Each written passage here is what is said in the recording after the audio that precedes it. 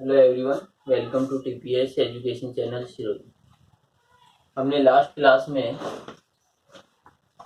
जो घूर्ण कोश है का परिवर्धन और उसके प्रकार देखे थे।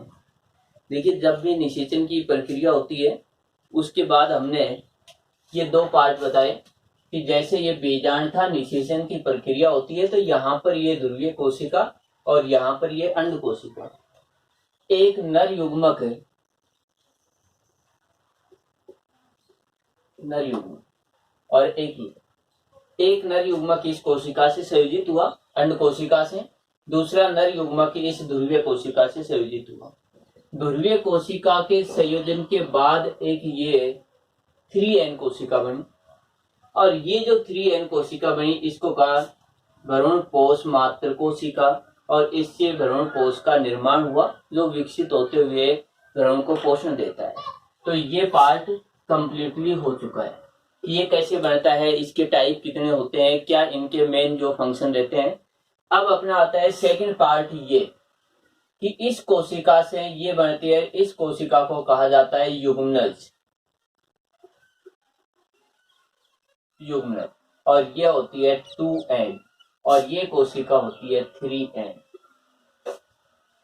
तो ये जो युग्मनज बन रहा है एक अंड कोशिका एक नर युग्मक के संयोजन से, यानी इनके संयोजन से ये कोशिका बनती है। इसका आगे परिवर्धन होगा और लास्ट में भ्रूण का निर्माण होगा।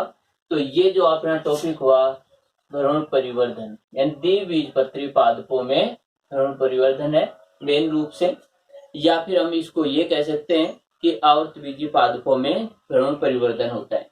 अब देखिए इसके अंदर देखें कि सबसे पहले कि ये परिवर्तन है इसका अध्ययन हैंस टीन साइंटिस्ट ने किया था और लिलियम स्पीशीज में किया। अब देखिए यहाँ पर कि सबसे फर्स्ट में हमारे पास ये कोशिका बन जाती है, एक युग्मनज कोशिका बनती है। तो ये जो युग्मनज कोशिका है कहां से बन रही थी वो कंप्लीटली हो चुका है। अब यहाँ पर हमें यदि इसको देखें तो देखिए कि इस पार्ट को मैं यहां से हटा रहा हूं।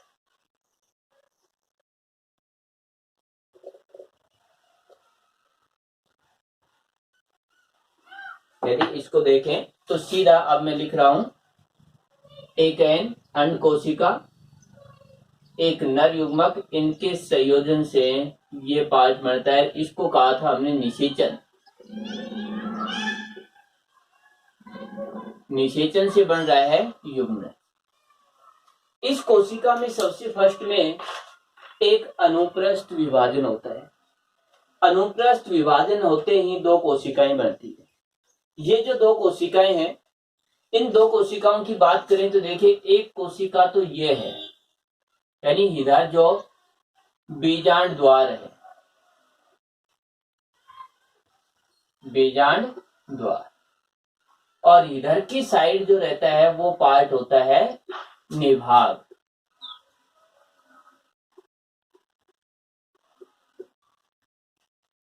तो अनुप्रस्थ विभाजन से जो दो कोशिकाएं बनी इनमें से एक कोशिका है बीजांड द्वार की ओर, ये कोशिका कहलाती है आधारी कोशिका। दूसरी कोशिका है जो निभाग की ओर है, इस कोशिका को कहते हैं शेष कोशिका। तो ये कोशिका यानी एक युग्मनज में अनुप्रस्थ विभाजन होने से दो कोशिकाएं बन रही है।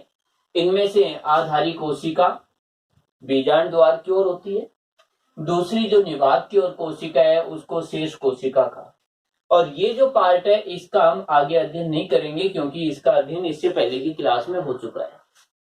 अब देखिए कि ये जो कोशिका है जो आधारी कोशिका है, पहले एक बार मैं इसका बता देता हूं तुम्हें कि आधारी कोशिका है।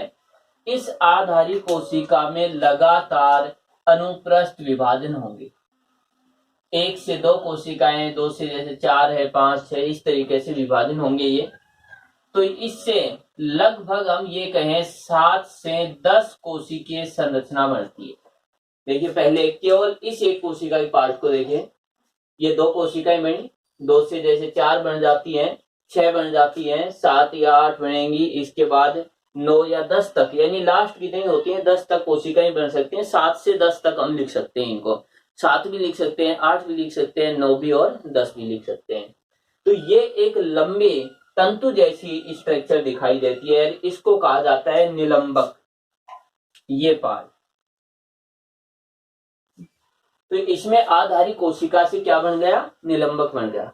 निलंबक पर देखिए दो अलग अलग पार्टों में ये पार्ट है जो बीजांड द्वार की ओर से हमें बीजांड काय से या भ्रूणपोष से जुड़ता है, वह पार्ट रहेगा चूसक। दूसरी तरफ जो एम्ब्रियो या भ्रूण जो रहता है उसकी ओर होता है, उस पार्ट को कहते हैं हाइपोफाइसिस, ये पार्ट। इस तरीके से ये पार्ट निलंबक हुआ, हाइपोफाइसिस और चूसक। इसी प्रकार से ये पार्ट हाइपोफाइसिस और चूसक, ये कंप्लीटली पार्ट हुआ निलंबक। यदि हम इस पार्ट की बात करें तो ये पार्ट हो गया निलंबक। तो ये पार्ट तो है ये। अब बचती है ये कोशिका। इस कोशिका में क्या होता है कि ये जो कोशिका है, इस कोशिका के अंदर परिणत और अपनत विभाजन होते हैं। इन विभाजनों से देखिए सबसे पहले इसके अंदर एक विभाजन होगा, और ये जो विभाजन होता है ये अनुदैर्घ्य विभाजन होगा। अनुदैर्घ्य विभाजन होने पर इसके अंदर दो कोशिकाएं बनेंगी। फिर इस विभाजन के लंबवत अनुदैर्घ्य विभाजन होता है, जिससे 4 कोशिकाएं बन जाती है, और इस 4 कोशिकीय समूह को चतुष्क या चतुष्टांक कहते हैं। ये 4 कोशिकाएं बन, इसके बाद इन 4 कोशिकाएं जो रहती है, इन 4 कोशिकाओं में फिर अनुप्रस्थ विभाजन होता है, और उससे 8 कोशिकाएं बन जाती हैं, अष्टांश हो जाता है। देखिए इसको समझने के लिए कि जैसे ये पार्ट है, इसमें एक विभाजन ऐसे हुआ, एक इधर कोशिका और एक इधर कोशिका। यदि हम इसको ऐसे कर दें, देखिए इस तरीके से, तो एक कोशिका ये हो जाती है और एक कोशिका ये हो जाती है, 2 कोशिका। फिर इसमें से ऐसे विभाजन होता है, यानी पहले विभाजन ये, फिर विभाजन ये, 4 कोशिकाएं, फिर इनमें से हो जाता है ऐसे विभाजन। तो 4 कोशिकाएं ऊपर हो गई और 4 कोशिकाएं नीचे हो गई है। तो इस तरीके से ये जो संरचनाएं होती हैं अष्टांश बनते हैं। लेकिन इनमें से ये रहता है कि देखिए इस तरीके से, कि जैसे हमने ये 2 कोशिकाएं बनी, 2 के बाद फिर ये 4 कोशिकाएं बनती है, 4 के बाद जब 8 कोशिकाएं बनती है, यानी इन पार्टों में इनमें से डबल करेंगे, तो जैसे देखिए इसको बीच में से ऐसे कर दें, तो ऐसे करने के बाद हमें दो ये केवल 4 कोशिकाएं दिखाई देंगी, पीछे की 4 कोशिकाएं दिखाई नहीं देती हैं। इनको केवल मैं समझने के लिए बना रहा हूं कि किस तरीके से होती है। जैसे एक कोशिका ये है, ठीक इसके पीछे एक दूसरी कोशिका ये है, इसके पीछे, इस कोशिका के पीछे एक कोशिका ये है, इसी प्रकार से इस कोशिका के पीछे एक ये है, और इसके पीछे एक ये कोशिका। इस तरीके से ये 8 कोशिकाएं। लेकिन यदि इस तरीके से कोशिकाएं बनाएंगे तो डायग्राम बिल्कुल भी समझ में नहीं आएगा। हमें ये पता होना चाहिए कि यहाँ पर ये 8 कोशिकाएं बनेंगी। अब देखिए ये जो अष्टांशक जो रहता है, इस अष्टांशक के अंदर परिणत विभाजन हो जाता है, और इसके कारण हम ये कहेंगे कि देखिए ये आगे के डायग्राम को, कि ये जो है इसमें से ऐसे विभाजन होगा, और विभाजन होने पर ये इस तरीके से 16 कोशिकाएं बन जाती है। यानी यहां पर है 8 कोशिका, यहां पर है 4 कोशिकाएं, और यहां पर है 16 कोशिकाएं।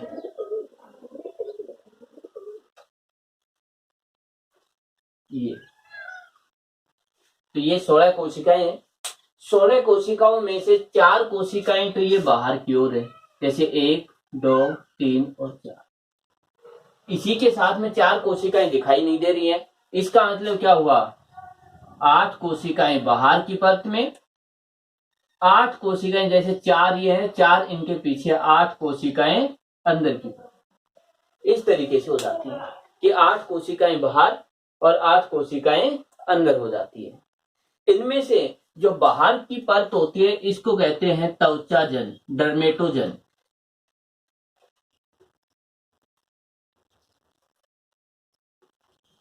डर्मेटोजन ये जो अंदर जो कोशिकाओं का समूह होता है इसको कहते हैं भ्रूणीय कोशिका समूह। तो ये पार्ट हुआ भ्रूणीय कोशिकीय समूह। इसके बाद देखिए ये जो अंदर के जो बाहर की कोशिकाएं डर्मेटोजन जो कोशिकाएं रहती है इनमें लगातार परिणत विभाजन होगा। इसके कारण बाहर की ओर बाह्य त्वचा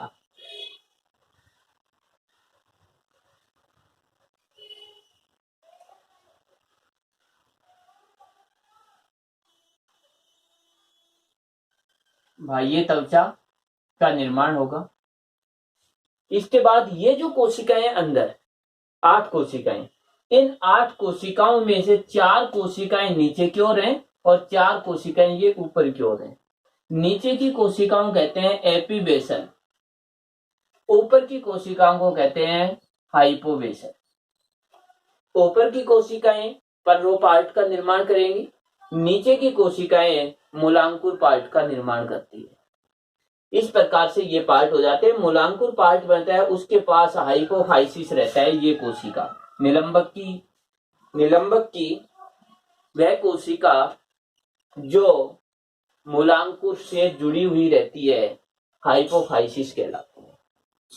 निलंबक की वह कोशिका जो बीजांड काय या फिर कहें भ्रूण पोष से जुड़ती है चूसक कहलाती है। तो इस प्रकार से ये पार्ट हो जाता है। हाइपोबेसल जो पार्ट रहता है और एपीबेसल पार्ट रहता है। इसके बाद देखिए कि ये जो पार्ट रहते हैं इन पार्टों की यदि हम बात करें तो आगे इससे तो त्वचा बाह्य त्वचा का निर्माण हो जाएगा, बाहर की ओर परिणत और अपनत विभाजन होते रहेंगे और ये हो जाएंगे। इसके बाद ये जो पार्ट रहते हैं इन कोशिकाओं में विभाजन होता है या फिर कहिए जो भ्रूणीय कोशिकीय समूह जो रहता है, कोशिकाओं का जो ग्रुप बना हुआ है अंदर, इनके अंदर विभाजन होता है। विभाजन होने पर यहाँ पर ये 3 अलग अलग पार्ट बनते हैं। इनमें से एक पार्ट तो ये रहता है एपिब्लेम। एपिब्लेम जो है इसको कहते हैं वल्कुटजन। देखिए जब भी हम प्लांट की जो स्ट्रक्चर देखते हैं, स्टेम या रूट की स्ट्रक्चर देखते हैं, तो उनके अंदर आता है एक वल्कुट, यानी जो हम ये कहें कि जो भ्रूण उत्तक रहता है वो पार्ट आ जाता है। कि जैसे सबसे बाहर की ओर हम ये कहें कि हाइपोडर्मिस जो एपिडर्मिस होती है, उसके बाद हाइपोडर्मिस होती है, इसके बाद वल्कुट पार्ट आ जाता है, इसके बाद जैसे रम्भ पार्ट आ जाता है, इसके अंदर जाइलम और फ्लोएम आ जाते हैं। तो इसी प्रकार से हमने ये कहा कि इसके अंदर कौन कौन से पार्ट बन गए कि बाहर की ओर तो एपिडर्मिस बन गई है, बाह्य त्वचा बन गई है ये पार्ट, इससे अंदर की ओर एपिब्लेम बन जाता है, वल्कुट जन कहलाता है। इससे वल्कुट बनता है या फिर कहें कि ये जो पार्ट है इससे बनता है भ्रूण उत्तक, ये पार्ट बनता है इस पार्ट। इसके बाद ये जो अंदर कोशिका जो बची हुई है इनमें से देखिए ये जो ऊपर की ओर पार्ट बना हुआ है, इस पार्ट से यदि हम बात करेंगे तो इससे देखिए पलीरोम बन जाता है, रंभजन का पार्ट बनेगा। इसके बाद यहाँ पर जैसे जो मूलांकुर का पार्ट है वो बनेगा। तो अब इसके बाद ये जो पार्ट है इसको कहा जाता है प्राक भ्रूण, यानी इस प्रकार के जिसमें कोई डायरेक्टली स्पष्ट कोई स्ट्रक्चर नहीं बनी है, इसमें केवल प्रारंभिक स्टेज बन रही है। कि यहाँ पर हमने देखा कि ये पार्ट है जिसके अंदर एपिडर्मिस, एपिब्लेम, इसके बाद ये कोशिकाओं का जो समूह बना हुआ है, इसके अंदर हम बात करें तो जैसे इस पार्ट से प्रांकुरजन और इस पार्ट से बनता है मूलांकुरजन, ये पार्ट बनता है। अब देखिए इसके बाद आगे इसके अंदर फिर विभाजन होता रहता है लगातार। विभाजन होने पर एम्ब्रियो की स्ट्रक्चर बनती है और ये जो संरचना एम्ब्रियो की बनती है, इस संरचना के अंदर देखिए ये पार्ट तो वही है, निलंबक पार्ट है, ये कंप्लीटली पार्ट हुआ, वही चूसक है लास्ट कोशिका, ये हाइपोफाइसिस है। अब देखिए कि ये जो मूलांकुरजन है, ये पार्ट, इस मूलांकुरजन और ये हाइपोफाइसिस, ये दोनों आपस में मिलकर के मूलांकुर का निर्माण करते हैं। देखिए इस संरचना का निर्माण हुआ, ये मूलांकुर का किससे? मूलांकुरजन से और हाइपोफाइसिस से, यानी ये पार्ट मिलकर के ये पार्ट बनाते हैं मूलांकुरजन, हाइपोफाइसिस प्लस मूलांकुरजन। इसके बाद इस पार्ट से यदि हम बात करेंगे तो मूल का निर्माण होता है, इससे बन जाएगी मूल या जड़ बन जाती है।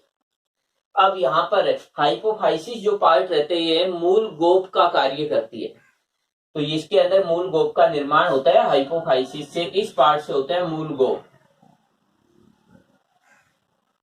जब भी जड़ की स्ट्रक्चर देखते हैं तो उसके आगे मूल गोप रहता है, वो हाइपोफाइसिस से बनता है। इसके बाद यहां पर आ जाता है रम्भजन। रम्भजन का मतलब है कि इस पार्ट से जैसे जाइलम फ्लोएम यानी संवहन उत्तक बनेगा,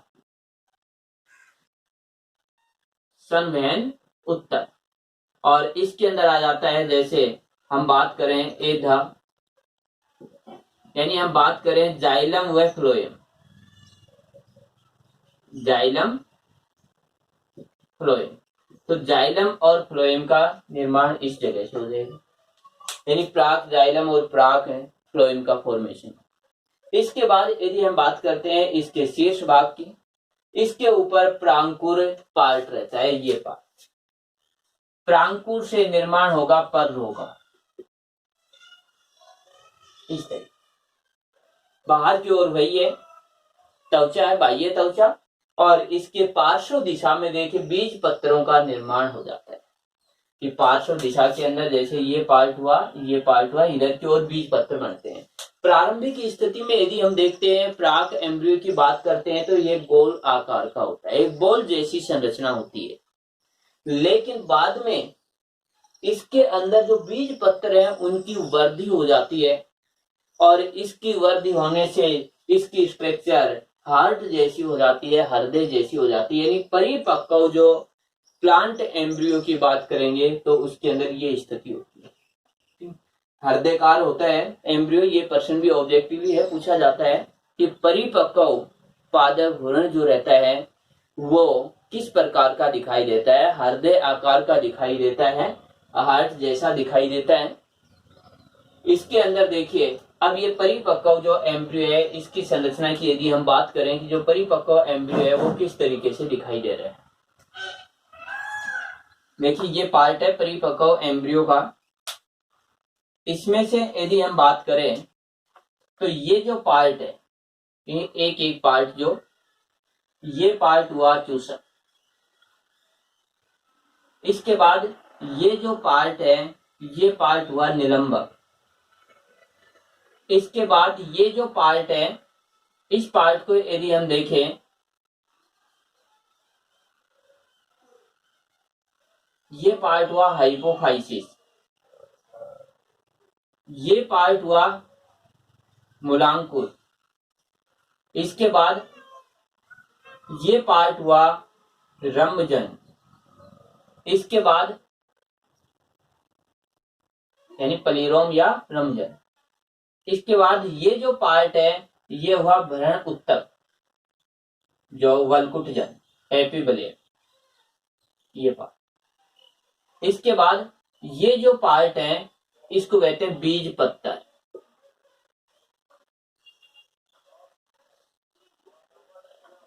ये संरचनाएं बनती है, यानी इधर से चूसक, निलंबक, हाइपोफाइसिस, और इधर से यदि हम बात करते हैं तो ये हुआ मूलांकुरजन, ये पार्ट।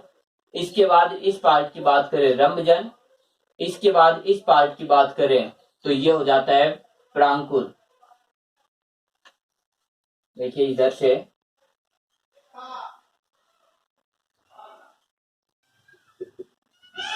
प्रांकुर, ये पार्ट, इसके बाद ये बीज पत्तर, यानी ये जो संरचनाएं ये होती हैं बीज पत्तर, और इसके बाद ये जो पार्ट रहते हैं तो ये हुआ रम्भजन जो वल्कुटजन। तो ये पार्ट होता है एक परिपक्व एम्ब्रियो का, जो इस प्रकार से दिखाई देता है। अब इसमें देखिए बीज पत्राधार भ्रूणीय अक्ष, यानी एक परिपक्व जो प्लांट एम्ब्रियो है उसके अंदर यदि हम देखते हैं तो हम ये कहेंगे कि एक तो होता है भ्रूण अक्ष, यानी परिपक्व की बात करेंगे तो उसमें मिलेगा भ्रूण अक्ष, और इस पर मिलेंगे प्रांकुर, मूलांकुर, ये दो संरचनाएं मिलेंगी इस पर, प्रांकुर और मूलांकुर हो जाएंगे। इसके बाद मिलेंगे बीज पत्तर, बीज पत्तर मिलेंगे। तो यहाँ पर प्रांकुर है, मूलांकुर है, इसके बाद जो है वलकुट जन है, वलकुट जन है, रंभ जन है। तो ये पार्ट मिलेंगे इस जगह पर भ्रूणीय अक्ष पर, इसके पार्श्व में मिलेंगे बीज पत्तर। तो इस प्रकार की संरचनाएं बनती हैं। अब देखिए यहाँ पर एक पार्ट यदि हम बात करें तो हम ये कहेंगे कि ये इसकी हो गई भ्रूणीय अक्ष, यानी देखिए ये पार्ट, इसको हम कहेंगे भ्रूणीय अक्ष। इस पर देखिए मूलांकुर, प्रांकुर, इसके बाद जो है रंभजन और वलकुट जन, तो ये पार्ट हो गए। इसके बाद इसके पार्श्व की बात करें तो ये बीज पत्र हो गए कि इसके साइड में एक इधर और एक इधर। एक्चुअलिटी में क्या रहता है कि ये इधर और इधर रहते हैं, लेकिन बाद में इनके अंदर जो होता है घुमाव हो जाता है। तो ये यहाँ पर देखिए इसके साइड में है इधर और ये इसके साइड में।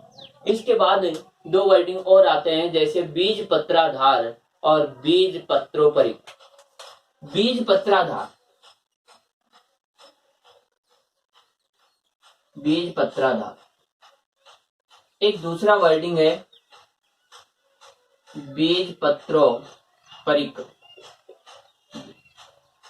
देखिए ये जो बीज पत्र है वो यहां से अटैच है इस जगह से, एंड बीज पत्र ये जो है यहां से जो बनकर के चल रहा है वो इस जगह से जुड़ा हुआ है। तो बीज पत्र से नीचे का जो पार्ट है, जैसे ये पार्ट, इससे नीचे का पार्ट होता है, ये कहलाता है कंप्लीटली बीज पत्राधार। और बीज पत्र से ऊपर का यदि पार्ट की बात करें तो अपना ये पार्ट बच गया, जिसमें हम बात करें प्रांकुर की, ये प्रांकुर पार्ट बच गया, इसको कहते हैं बीज पत्रोपरिक।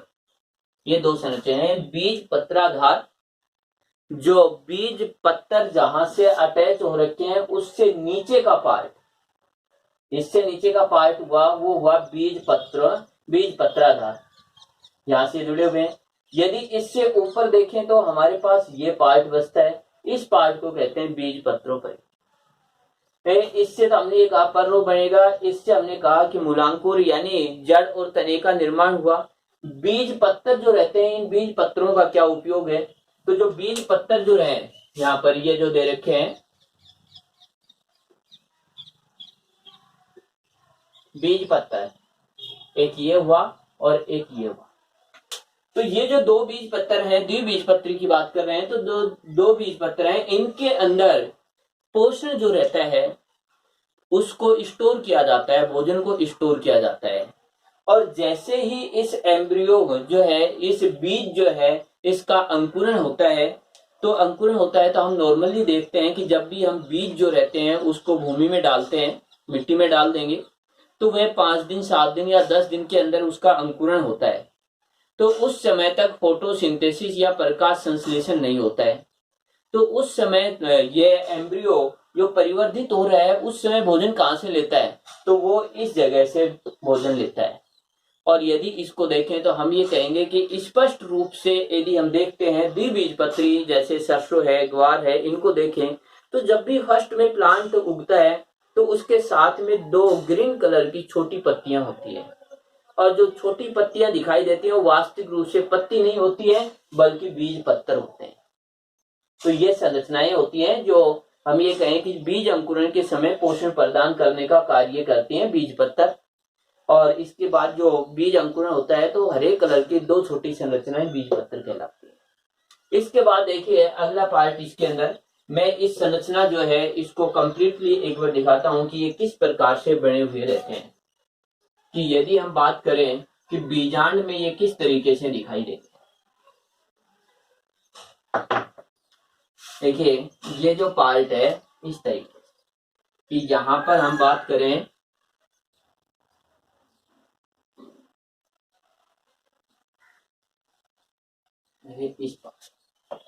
इस पार्ट की ओर यदि हम बात करें तो इस तरीके से,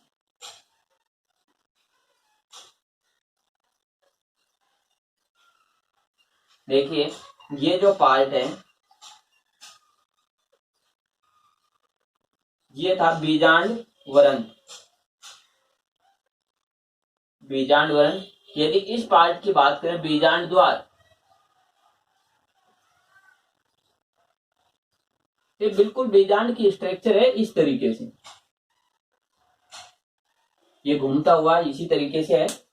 यदि और भी यदि अच्छे क्लियर की बात करें तो इस तरीके से देखिए ये पार्ट है जो बीजांड के बाहर की ओर अध्यावरण बने हुए थे। ये हमने दोनों अध्यावरण दिखाए, तो ये पार्ट हुए अध्यावरण जो बाद में बीज चोल बनाते हैं। ये बीजांड द्वार है, ये बीजांड वरंत है, और ये इस जगह पर ये पार्ट जुड़ा हुआ रहता है। तो यहाँ पर और इसके साथ में ही हम ये कहें कि इसके पास में होता है भ्रूणपोष हो जाता है। तो इस प्रकार से ये था एक द्विबीजपत्री पादप है, उसके अंदर एक भ्रूण का विकास कैसे होता है। अब हम बात करते हैं कि एक बीजपत्री में एक बीजपत्री, तो यहाँ पर बात आती है बीज पत्रों की। तो यहाँ पर बीज पत्र है 2, लेकिन एक बीजपत्री में बीज पत्र होता है 1। तो ये 2 न होकर के 1 मिलता है, और 1 मिलने की वजह से देखिए मैं तुम्हें यहीं पर ही थोड़ा सा इसको बता रहा हूं कि जैसे मान लेते हैं कि ये 1 ये हुआ, और जब ये 1 होगा तो इसके साथ ही ये जो पार्ट रहता है ये पार्ट इसके पार्श्व में हो जाता है। इस तरीके से न होकर के हम ये कहें कि ये पार्ट इस तरीके से हो जाता है, थोड़ा सा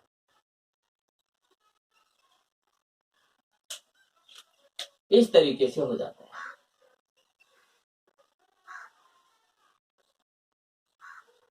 ये पार्ट ऐसे हो जाता है, केवल इतना ही अंतर है इसके अंदर मेन रूप से। अब देखिए इसका बीज पत्तर जो रहता है वो इस तरीके से न होकर के इसका बीज पत्तर होता है इस तरीके, ये यानी एक बीजपत्री जो पादप है उनमें बीज पत्तर तो होता है सीधा, और ये कहें कि भ्रूणीय अक्ष होती है वो होती है पार्श्व में। तो ये पार्ट का अंतर है। द्विबीजपत्री में बीज पत्र पार्श्व में होते हैं, भ्रूणीय अक्ष सीधी होती है, लेकिन एक बीजपत्री के अंदर भ्रूणीय अक्ष पार्श्व में यानी परांकुर मूलांकुर पार्श्व दिशा की ओर होते हैं, लेकिन बीज पत्र जो रहता है वो सीधा रहता है। तो ये अपना जो पार्ट था जिसके अंदर भ्रूण परिवर्धन का था, तो ये कंप्लीट हुआ है।